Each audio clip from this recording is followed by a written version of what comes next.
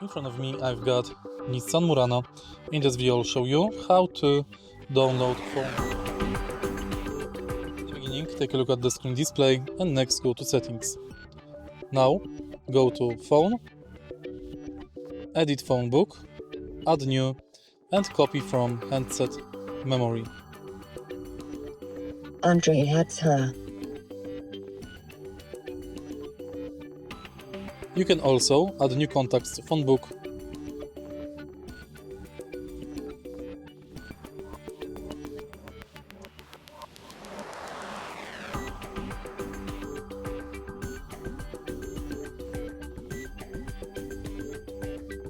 Confirm, and it's done.